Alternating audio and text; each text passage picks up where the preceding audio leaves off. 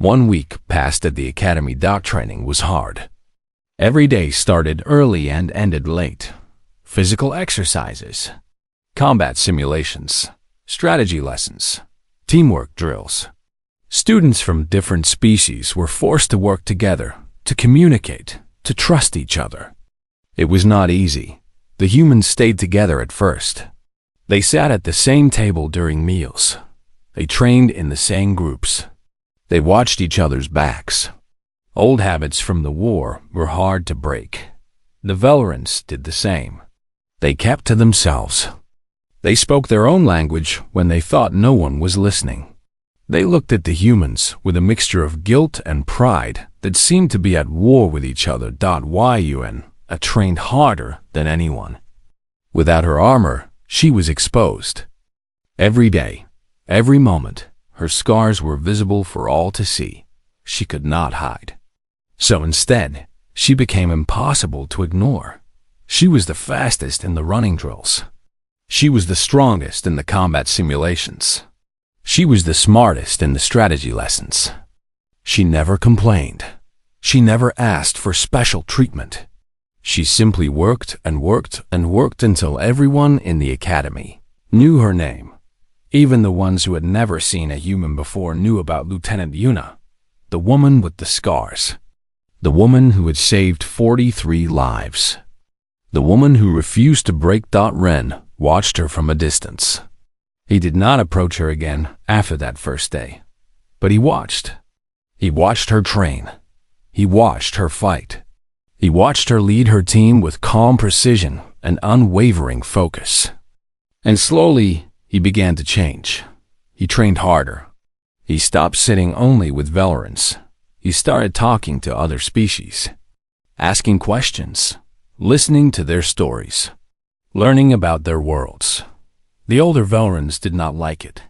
They told him he was being foolish. They told him he was betraying his people. They told him his father would be ashamed. Ren did not care. At the end of the week, Instructor Dolan called a special assembly. All students gathered in the orientation hall. They sat in the same seats as the first day. The room was quiet. Everyone waited. Instructor Dolan stood at the center platform. His face was serious. His dark eyes moved across the room. "We have completed 1 week of training," he said. "Some of you have done well. Others have struggled. This is expected. Learning is never easy." He paused. "But I did not call this assembly to talk about training scores. I called it to talk about something more important." He looked directly at Yuna. "On the first day, I made a request. I asked all students to remove their armor. I said it was for safety, for understanding, for trust." He lowered his head slightly. "I was not entirely honest." The room stirred. Students looked at each other in confusion. "The rule about armor was created by the Academy Council," Instructor Dolan continued. "But the council is made up of many species, including humans, including Valorants. The rule was created because we all agreed that hiding is the enemy of peace." He looked at Yuna again. "What I did not expect was that a human soldier would show us what hiding truly means. What I did not expect was that she would reveal scars that shame my entire people." Silence. Instructor Dolan stepped forward. His movements were slow, deliberate. He walked up the stairs between the seats until he was standing directly in front of Yuna. Then he did something no one expected. He bowed. A Valorant instructor bowing to a human soldier, bowing to the woman his people had burned. The room gasped. Valorants stood up in shock. Humans stared with wide eyes.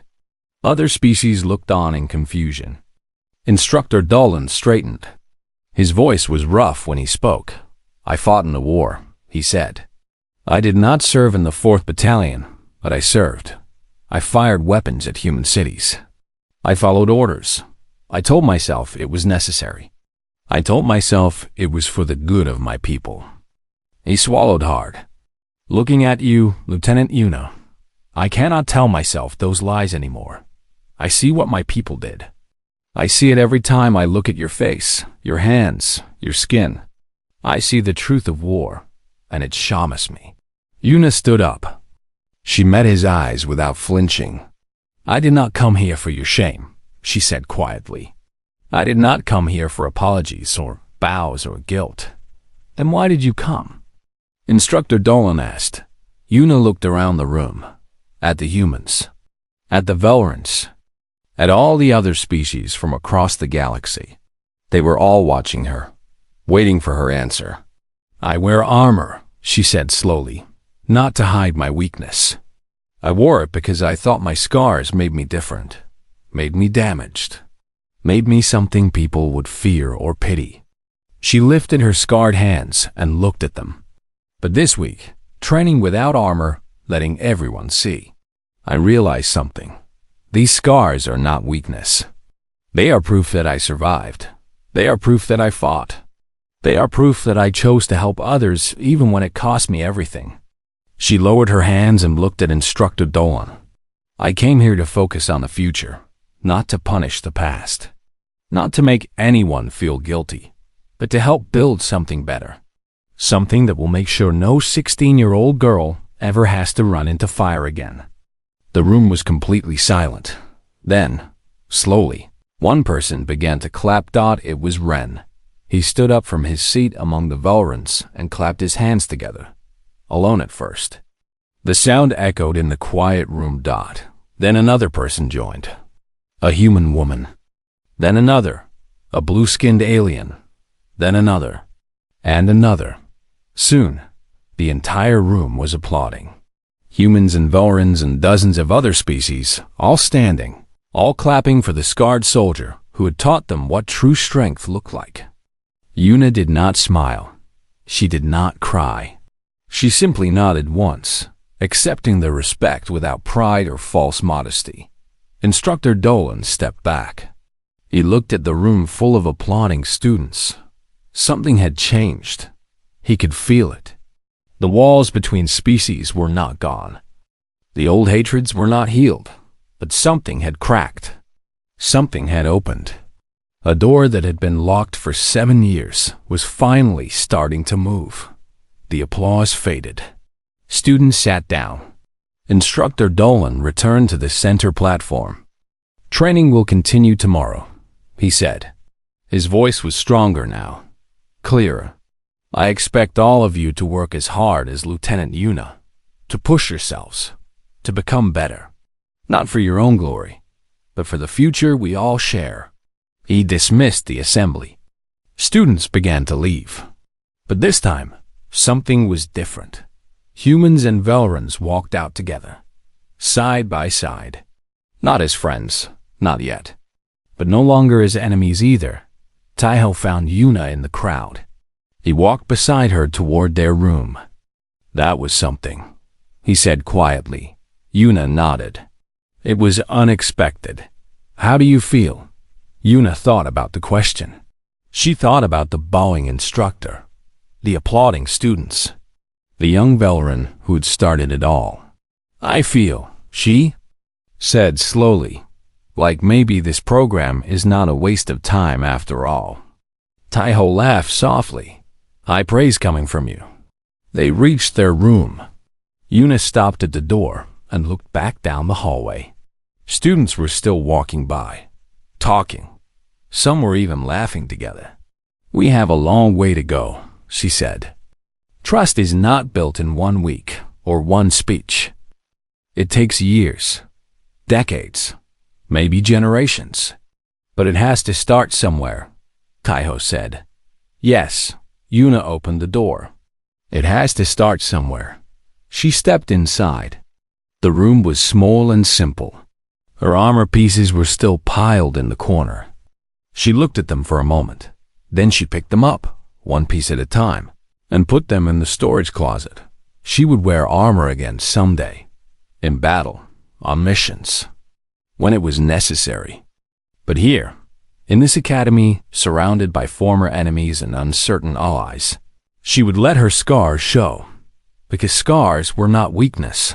Scars were proof that she had survived, and that was the most human thing of all. The orientation continued, but no one was paying attention. Instructor Dolan talked about training schedules and rules and expectations. His voice droned on and on. But the students were not listening. They were all thinking about the scarred human woman who sat quietly in the middle of the room. When the orientation finally ended, students began to leave. They walked out slowly, talking in low voices. Many of them looked at Yuna as they passed. Some looked with curiosity. Some looked with respect. Some looked with pity.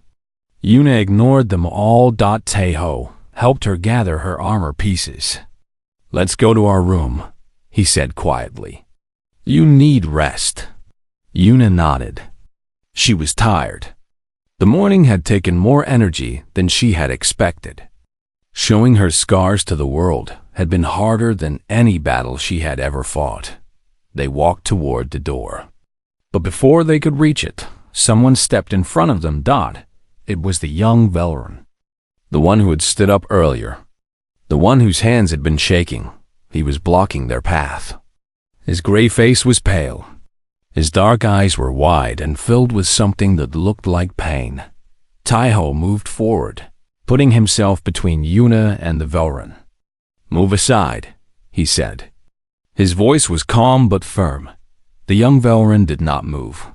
He was looking at Yuna, only at Yuna. "Your scars," he said.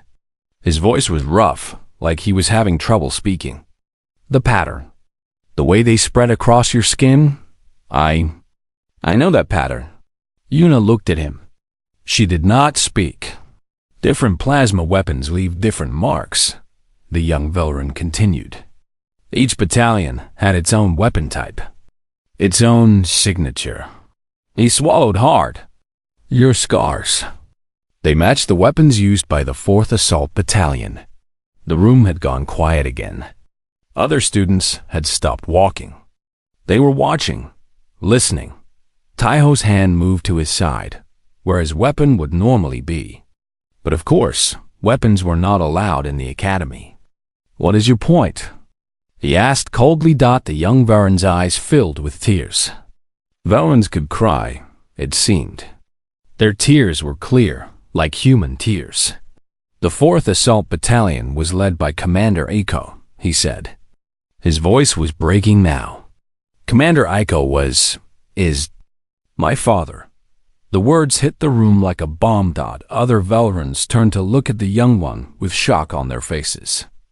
Humans stared with a mixture of horror and anger. The air felt thick and heavy. Yuna said nothing. She just looked at the young Velrun, looked at him, and thought about his words. His father's battalion. His father's weapons. His father had given the orders. His father had aimed the ships. His father had fired the blast that burned her body and killed thousands of her people. She should hate this young Velrun. She should want to hurt him. She should want revenge. But looking at him now, standing there with tears running down his gray face, she felt nothing. Not anger. Not hatred. Just a deep, tired emptiness. "What is your name?" she asked quietly. The young Velrun looked surprised. He had expected anger. He had expected hatred. He had not expected a simple question. "Ren," he said. "My name is Ren." "Ren," Yuna repeated. She stepped forward, past Taeho, until she was standing right in front of the young Velrun. "Did you fight in the war?" Ren shook his head. "No, I was too young. Only 12 when it happened." "Then why are you crying?" The question seemed to confuse him. Because my people did this to you. My father did this to you. Because of my family, you carry those scars." Yuna looked at him for a long moment. Then she did something that surprised everyone in the room. She reached out and put her scarred hand on his shoulder. Ren flinched. But Yuna did not move her hand away. "I carry these scars because I chose to run into the fire," she said softly. "I carry these scars because I chose to save people instead of saving myself. Your father did not give me these scars. The war gave me these scars. And I have made peace with that." Ren's tears were falling faster now. How can you say that? How can you forgive? I never said I forgive, Yuna replied. Forgiveness is not mine to give. Thousands of people died in that invasion. I cannot forgive on their behalf. But I can choose not to let hatred control my life. I can choose to move forward instead of looking back. The room was completely silent. Every eye was on them. Human and alien alike. They all watched this moment between the scarred soldier and the son of her enemy. Instructor Dolan stepped forward. His face was unreadable. This is not the place for such discussions, he said. Students should return to their rooms. No one moved. Yuna kept her hand on Ren's shoulder. I did not come here to be your friend, she said to him. I did not come here to make peace with your family. I came here to train, to become a better soldier, to protect my people from future wars. Can you understand that? Ren nodded slowly. Yes, I understand. Good. Yuna removed her hand. Then we have nothing else to discuss. She turned to walk away. But Ren spoke again. Wait. Yuna stopped. She did not turn around. I want you to know, Ren said, his voice shaking, that I joined this program because I wanted to be different from my father. I joined because I believed the war was wrong. I joined because I want to help build a future where such things never happen again. Yuna turned her head slightly. She looked at him over her shoulder. Then prove it, she said. Words are easy. Actions are hard. Prove it with what you do, not what you say. She continued walking. Taiho followed her. The crowd parted to let them through. Behind her, Ren stood frozen. His gray face was wet with tears. His hands were still shaking, but in his dark eyes, there was something new. Something that looked like determination. The other Velrans gathered around him. Some looked angry. Some looked confused. One older Velran, the one who had pulled him down earlier, put a hand on his back. You should not have done that, the older Velran said quietly. You revealed your connection to the war. That was dangerous. Ren shook his head. It was the right thing to do. The right thing? The older Velran looked shocked. She is human. We were enemies. Some of us still are. Then maybe that needs to change, Ren said. He wiped his tears with the back of his hand. My father destroyed cities. My father killed thousands.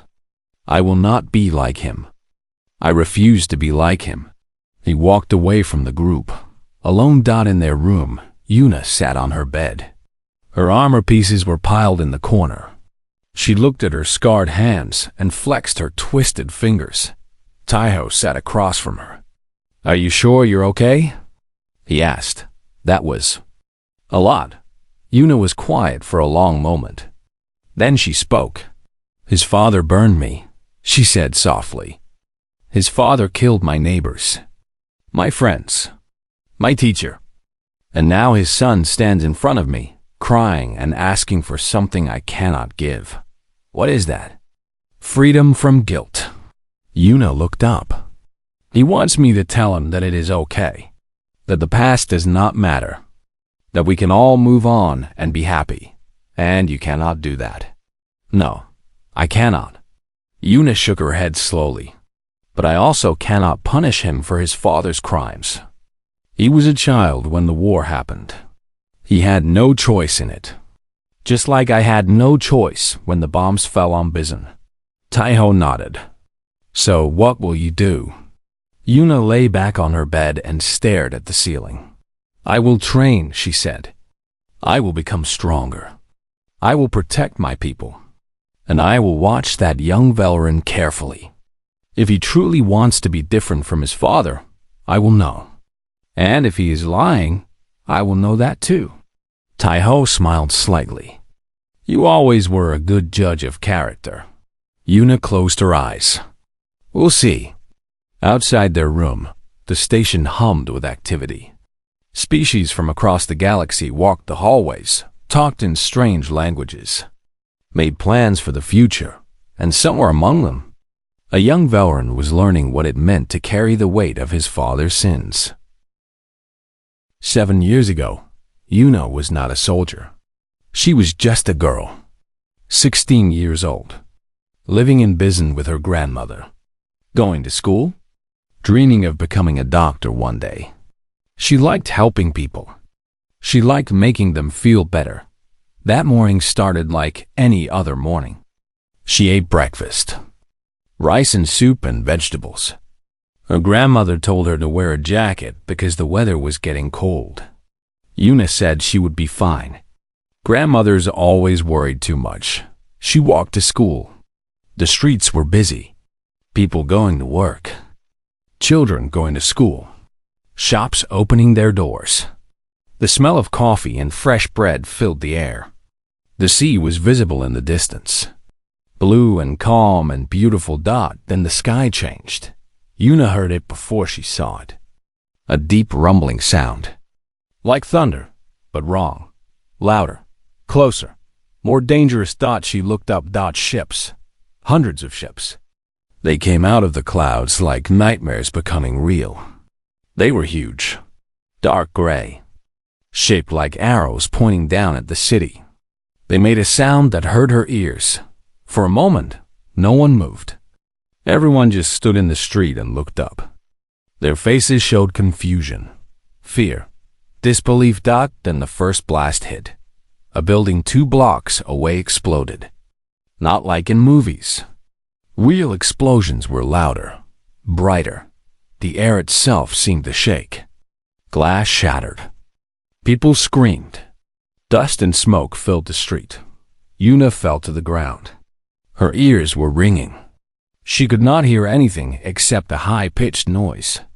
She tried to stand up, but her legs were shaking too much. Around her, people were running, screaming, crying. Some were lying on the ground, not moving at all. More blasts. More explosions. The ships were firing at the city. Blue-white beams of light shot down from the sky and destroyed everything they touched. Buildings fell like toys. Cars flew through the air. Fire spread everywhere. Yuna finally managed to stand. She looked around. She did not know what to do. She was just a 16-year-old girl. She had never seen war before. She had never even seen a real fight before. Then she saw the child, a little boy, maybe 5 years old. He was sitting in the middle of the street, crying. His mother was next to him, lying on the ground. Not moving? The boy was pulling at her arm, trying to wake her up. Yuna ran to him without thinking. "Come with me," she said. She grabbed the boy's hand. "We have to go. We have to hide." The boy did not move. He kept crying, "Mommy! Mommy, wake up!" Yuna pulled harder. "Please. We have to go now." She dragged him away. He screamed and cried, but she did not let go. She pulled him into a small alley between 2 buildings. It was not safe. Nowhere was safe. But it was better than the open street. She held the boy close and covered his ears. "Don't look," she said. "Close your eyes. Don't look." The attack continued. More blasts. More screams. The ground shook over and over again. Yuna pressed her back against the wall and prayed. She was not very religious, but that day she prayed harder than she had ever prayed before. After what felt like forever, the blast stopped. The ships moved away. They were attacking other parts of the city now. Other streets. Other buildings. Other people. Yuna looked out of the alley. The street was destroyed. Fire was everywhere. Buildings were broken and falling apart. Bodies lay on the ground. Some were moving. Most were not. The boy was still crying in her arms. "Stay here," she told him. "Don't move. I'll come back for you." She put him down in the safest corner of the alley. Then she ran out into the street. She did not think about what she was doing. She did not plan. She just moved. When she saw someone alive, She pulled them to safety. When she saw someone trapped, she dug them out. When she saw someone hurt, she tried to stop the bleeding. The fire was getting worse.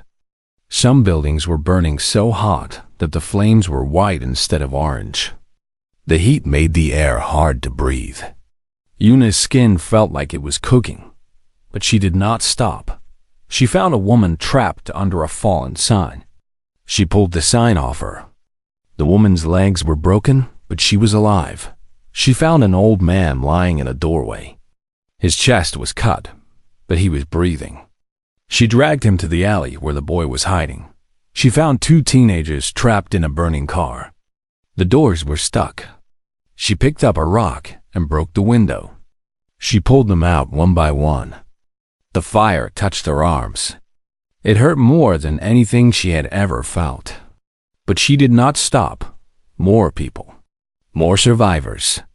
She found them in buildings. In cars. Under rocks. She pulled them all out. She brought them all to safety. The fire was spreading. The air was getting hotter. Yuna's clothes were smoking.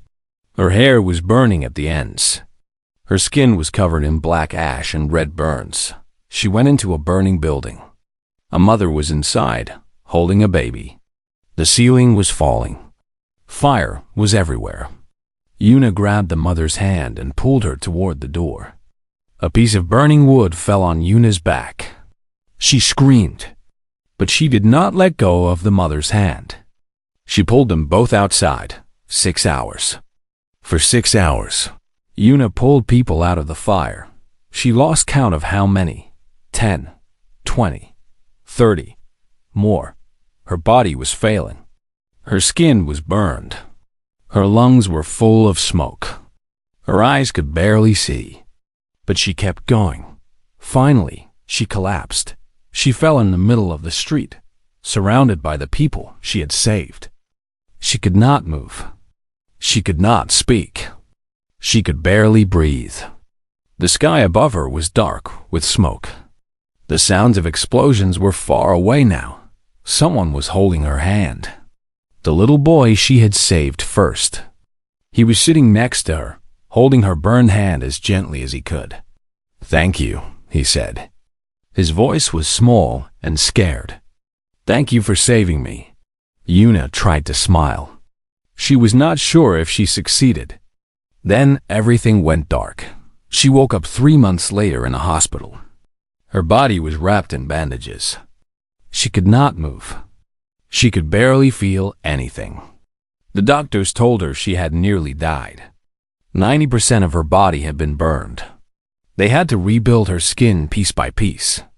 It took 27 surgeries. Her grandmother was there, sitting beside her bed, crying. "You stupid girl," her grandmother said. "You brave, stupid girl." Yuna tried to speak, but her voice did not work. 43, her grandmother said. "You saved 43 people. They all lived. Because of you." 43. Yuna closed her eyes. 43 people were alive because she had run into the fire instead of running away. 43 families still had their loved ones because a 16-year-old girl had refused to stop, thought it was worth it. She thought. The pain, the scars, the years of recovery. It was all worth it. When she finally healed enough to walk again, she made a decision. She would join the military. She would become a soldier. She would make sure that what happened in Bizen never happened again. The Valorans had taken so much from her. Her normal life, her normal body, her dream of becoming a doctor. But they had not taken her spirit. They had not taken her courage. They had not taken her will to protect others. And now, 7 years later, she was sitting in a Valoran academy, showing them her scars, showing them what their weapons had done, and showing them that she was still standing. The clasp clicked open. The sound was small, but in the quiet room, it felt loud. Yuna took a breath and moved to the next one. Everyone was watching her now. She could feel their eyes. The aliens looked curious. The humans looked worried.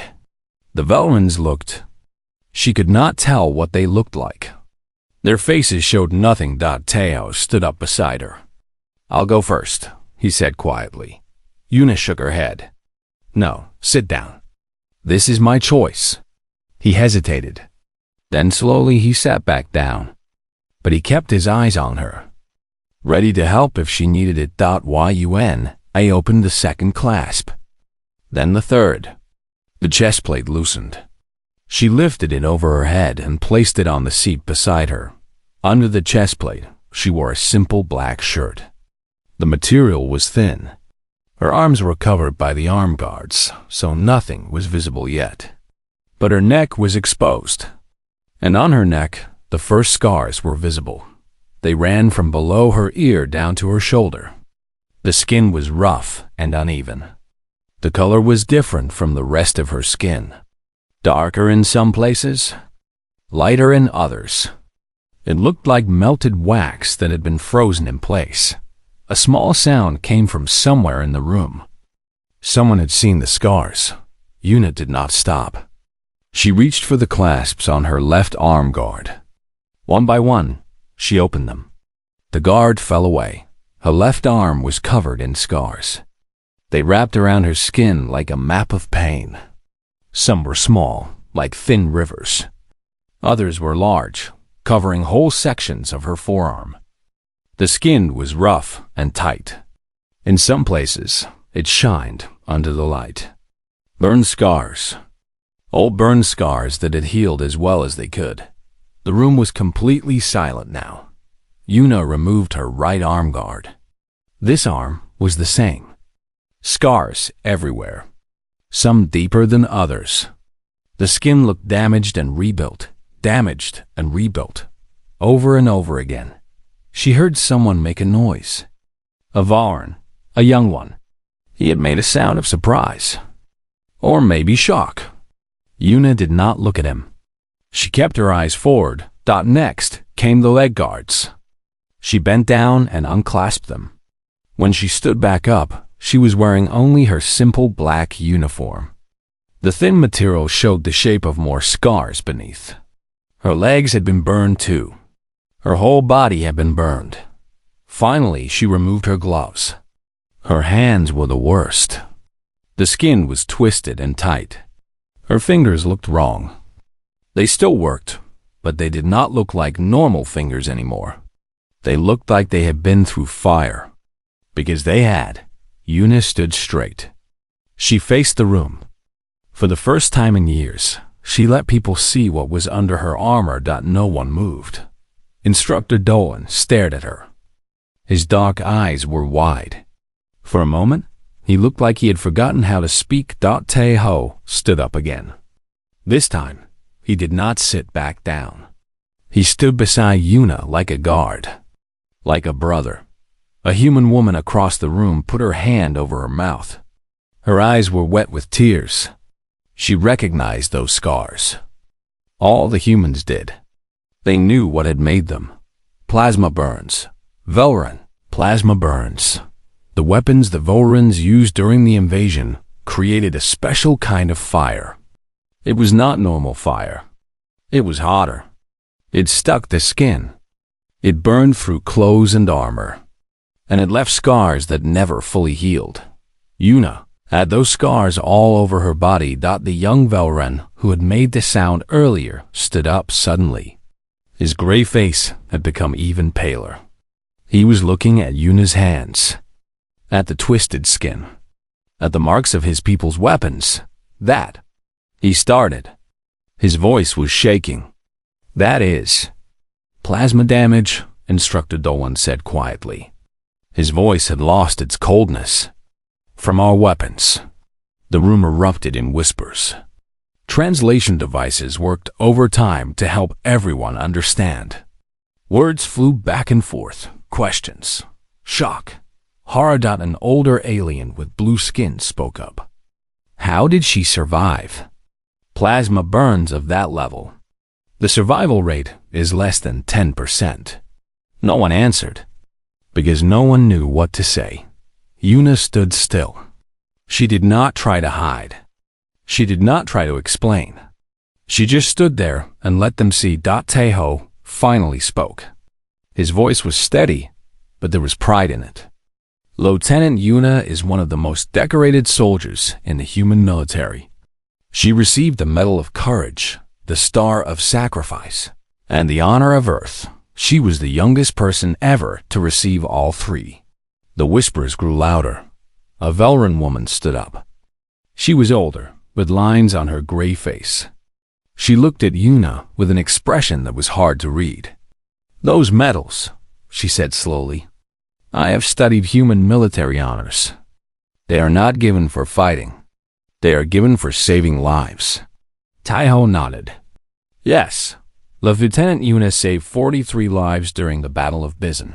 She pulled survivors from burning buildings for 6 hours, while her own body was on fire."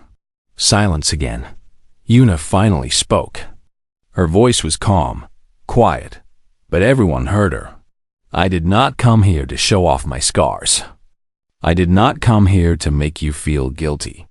I came here because I was ordered to, and because I believe in the mission of this academy."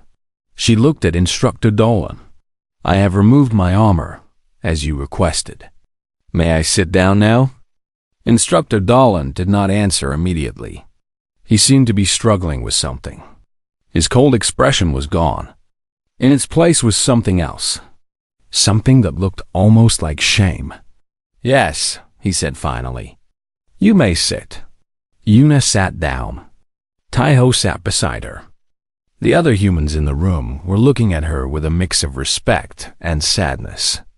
Some of them had tears on their faces. The Velrans were not looking at her at all. They were looking at the floor, at their hands, at anything except the scarred human woman who had just shown them the truth of what their people had done. The young Velran, who had stood up earlier, was still on his feet. His hands were shaking. He opened his mouth like he wanted to say something, but no words came out. An older Velran beside him pulled him back down to his seat. "Not now," the older one said quietly. "Not here." Instructor Dolan cleared his throat. He tried to speak normally, but his voice was not steady. We will continue with the orientation.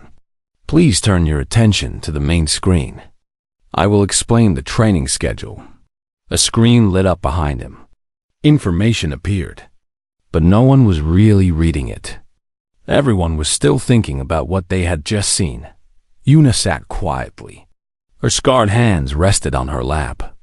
She did not try to hide them anymore. There was no point. Everyone had seen. Taeho leaned close to her. "Are you okay?" he whispered. Yun thought about the question. Was she okay? She had just shown her deepest secret to a room full of strangers. She had shown her pain to the people who had caused it. She had made herself vulnerable in the worst possible way. But strangely, she felt lighter, like a weight had been lifted from her shoulders. For years, she had hidden under her armor. For years, she had been afraid of what people would think, what they would say, how they would look at her. Now they knew. And she was still standing. "Yes," she said softly. "I think I am." The shuttle landed on the station with a soft thump. Yuna looked out of the small window and saw the Galactic Academy for the first time. It was huge. Metal towers rose up like mountains. Lights of blue and white covered every surface. Ships of all sizes moved around it like fish in water. She took a deep breath. This was it. The place where species from across the galaxy came to train together. The place where old enemies were supposed to become new allies. At least, that was what the politician said. Yuna stood up and checked her armor one more time. It was standard human military gear. Dark gray plates covered her body from neck to feet. The material was strong but light. It had saved her life many times before. She felt safe inside it.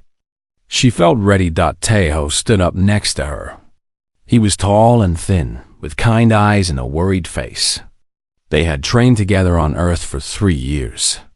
He was her closest friend in the military. He was also the only one who knew why she never took off her armor in front of others. "You okay?" he asked quietly. Yuna nodded. "I'm fine." "You don't have to do this," Taiho said. "We can request a different assignment. Say there was a medical issue. Something." "No," Yuna said firmly. "I was chosen for this program. I will complete it." Taiho looked at her for a long moment. Then he sighed and picked up his bag. "All right, but I'm right here if you need me." They walked out of the shuttle together. The air in the station was clean and cool. It smelled like nothing at all. Yuna preferred the smell of earth, the smell of grass and rain and sea salt. But she pushed that thought away. She was a soldier. Soldiers adapted. A guide was waiting for them. It was a small robot that floated in the air. It spoke in a flat, calm voice. "Welcome to the Galactic Academy. Please follow me to the orientation hall." They walked through long hallways. Other species passed them. Some were tall and thin. Some were short and wide. Some had scales. Some had fur. Some had skin in colors Yuna had never seen before. Blue, green, purple. They all looked at the two humans with curiosity. Or maybe suspicion. It was hard to tell why Yuna kept her face calm and her eyes forward. She had learned long ago not to show fear. Fear was weakness. And humans could not afford to look weak. Not here. Not among species who had once tried to destroy them. The orientation hall was a large circular room. Seats rose up in rows like a stadium. At the center was a platform where instructors would stand. About 50 students were already there. Most of them were aliens. Yuna counted only 8 humans in the room. She and Taiho found seats near the middle. They sat down and waited till more students arrived. The room filled with the sound of different languages. Translation devices made everything understandable, but the original sounds were strange. Clicks, hums, deep rumbles. High whistles. Then the Velrons arrived. Yuna felt her body go still. Her hands tightened in the fists under her armor. She forced herself to breathe slowly. The Velrons were tall, almost 7 feet. Their skin was pale gray. Their eyes were large and dark, like pools of black water. They moved with a smooth grace that made them look like they were floating. There were about 15 of them. They wore simple robes of white and silver. No armor. Yuna watched them take their seats on the other side of the room. None of them looked at the humans. It was like the humans did not exist. Taiho leaned close to her. "Breathe," he whispered. Yuna breathed. 7 years. It had been 7 years since the Velron invasion of Earth. 7 years since they had burned cities and killed millions. 7 years since the war ended with a treaty that neither side was happy with. And now, here they were, sitting in the same room, pretending to be students, pretending to be allies. Yuna wondered if any of the Velrons in this room had fought on Earth. She wondered if any of them had fired the weapons that burned her skin. She wondered if they even remembered the instructor arrived. He was also Velron, older. His gray skin had darker patches on it. His eyes were sharp and cold. He walked to the center platform and looked out at the students. "I am Instructor Dolan," he said. His voice was deep and slow. "I will be leading this training program. You are here because your governments believe in peace. You are here because they want us to work together, to understand each other, to trust each other." He paused. His dark eyes moved across the room. "I do not care what you believe. I do not care about your histories or your hatreds. In this academy, you will follow the rules. You will respect the training. You will become better soldiers. That is all." Yuna listened. She did not like him, but she respected his honesty. He was not pretending this would be easy. He was not pretending they would all become friends. Instructor Dolan continued. Before we begin, there is one rule that must be made clear. In this academy, during all training sessions and classes, no student may wear personal armor. This is a rule for safety. Armor creates distance. It hides body language. It prevents true understanding between species. You will remove your armor now. Yuna's heart stopped. Around the room, other species began to remove their protective gear. Some had light chest plates. Some had arm guards. They took them off and placed them on the floor beside their seats. The Velrans wore no armor, so they simply sat and watched. The humans hesitated. They looked at each other. Slowly, they began to remove their armor too. Piece by piece. Chest plate. Arm guards. Leg plates. Taeho looked at Yuna. His eyes were full of worry. You don't have to, he said quietly. I can talk to them. Explain that you have a medical condition. Yuna shook her head slowly. No, if I ask for special treatment, they will see us as weak. They will see humans as weak. Yuna, I have to do this. She stood up. The room was almost quiet now. Most students had removed their armor. Only Yuna remained fully covered. She could feel eyes turning toward her. Curious, confused, suspicious. Instructor Dolan looked at her. Human, you have not followed the rule. Remove your armor. Yuna met his dark eyes. She did not look away. Now, he said. Slowly, Yuna raised her hands to the first clasp on her chest plate.